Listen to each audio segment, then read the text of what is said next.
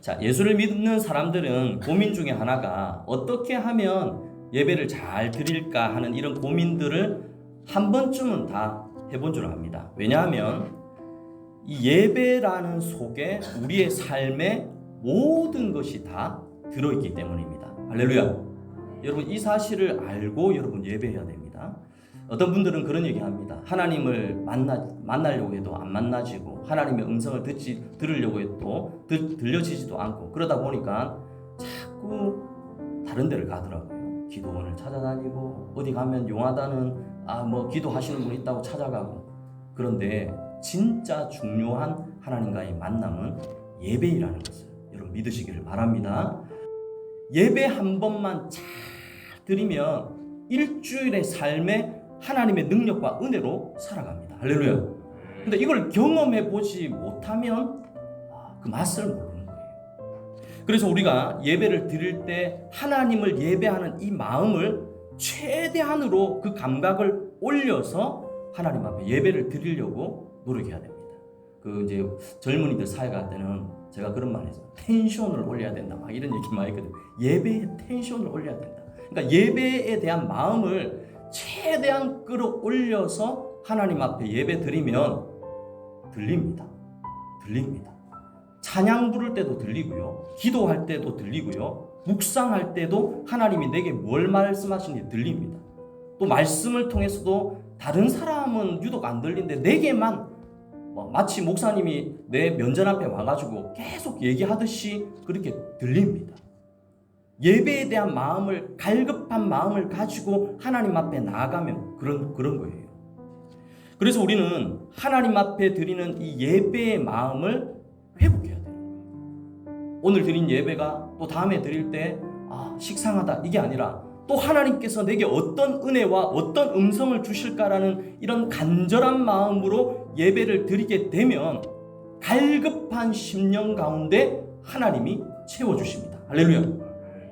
이게 예배의 그 능력이라는 것입니다. 여러분, 이스라엘 백성들이 애굽에 430년간 노예 생활을 했습니다. 그런데 하나님께서 어느 날 모세를 호렙산으로 부릅니다.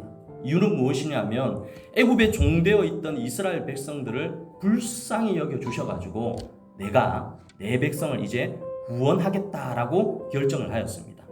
그 당시에 여러분 아는 것처럼 노예라는 이 삶은 자기 자신 스스로 이 종의 신분에서 해방될 수가 없었던 거예요. 그래서 이스라엘 백성들은 스스로 종의 신분에서 벗어날 수 있다고 단 한 번도 생각해 본 적이 없었습니다.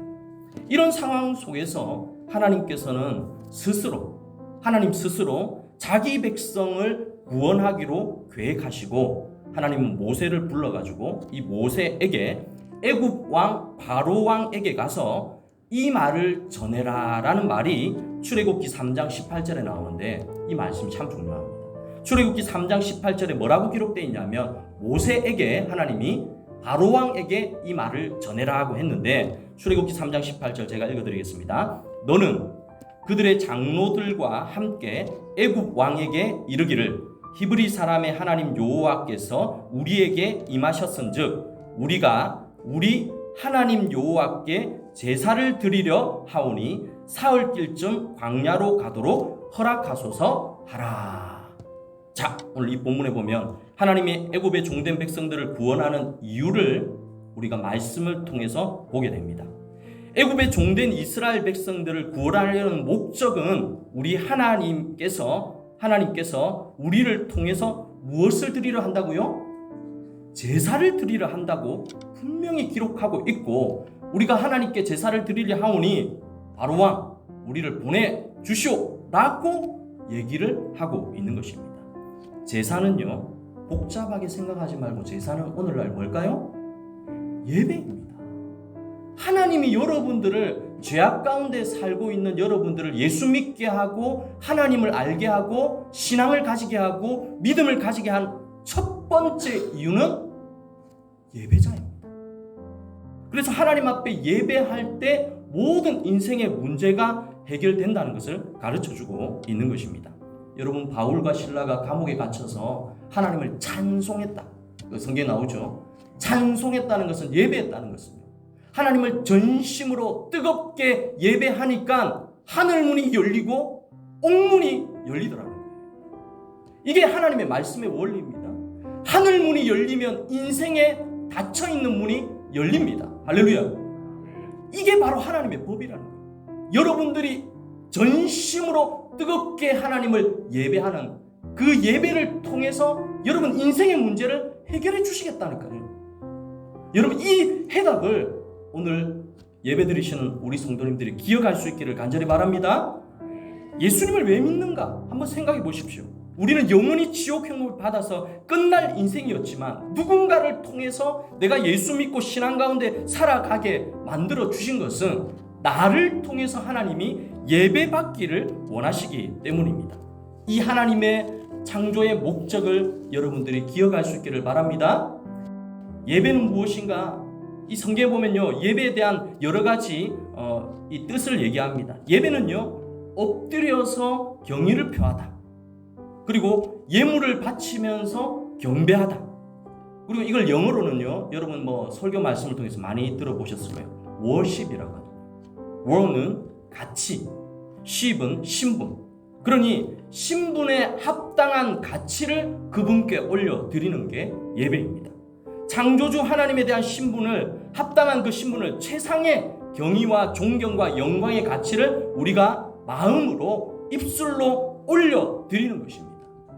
시편 29편 2절에 보면 여호와께서 그의 이름에 합당한 영광을 돌리며 뒤에 보면 예배할지어다 라고 말씀을 하고 있는 거예요. 그러니 여호와 하나님의 이름을 여러분 예배 속에 선포할 수 있기를 간절히 바랍니다. 여러분들이 오늘 이 시간에 와서 하나님의 이름을 한번 높여 드려 보십시오. 하나님이 어떤 분인가 선포하는 것입니다. 하나님은 능력이 많으신 분이십니다. 하나님은 우리의 왕이십니다. 우리를 구원하실 능력자이십니다.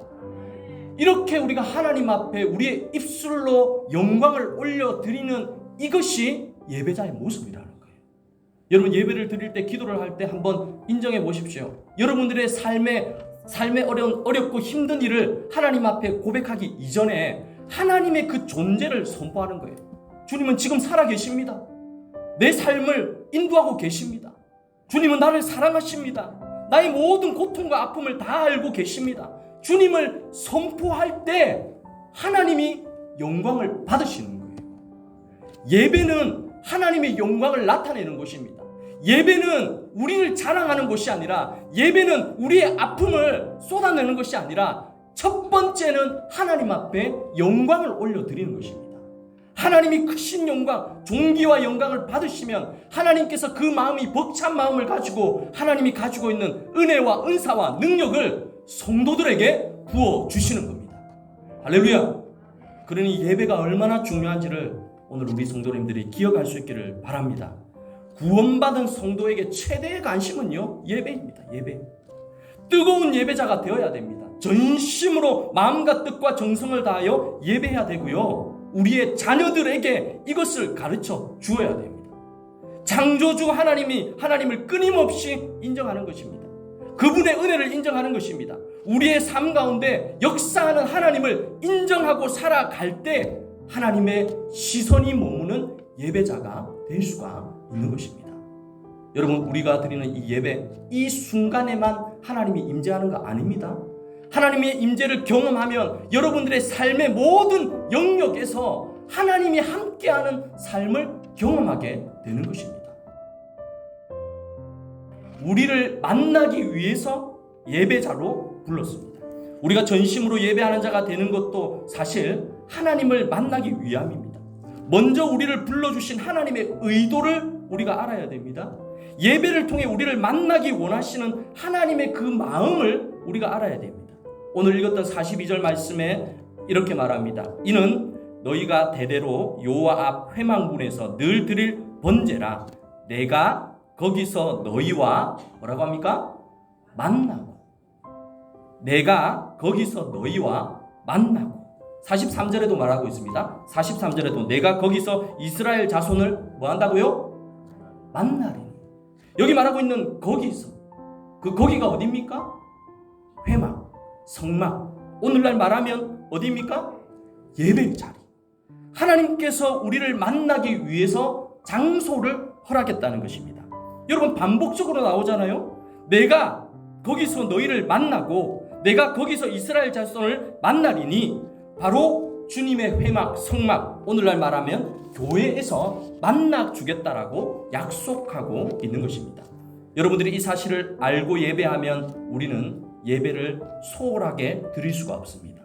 무감각하게 예배를 드릴 수가 없습니다. 실제적인 만남입니다. 이 자리에 하나님 계십니다. 여러분들을 지켜보고 계십니다. 어떤 마음으로 하나님을 예배하는지 목사는 모릅니다. 하나님은 아십니다. 전심으로 마음을 다하여 하나님의 그 은혜를 사모하며 인생의 문제를 해결하기 위하여 하나님을 갈망하는 마음으로 예배드리는 자의 심령을 하나님은 지금도 시선을 고정하고 보고 계신다는 거예요. 저는 목사라서 부족하지만 목사 눈에도 이렇게 훑어보면요, 그 마음이 느껴져요. 참 신기하죠. 왜냐하면 육신을 가진 목사니까 눈으로 볼 수밖에 없잖아요.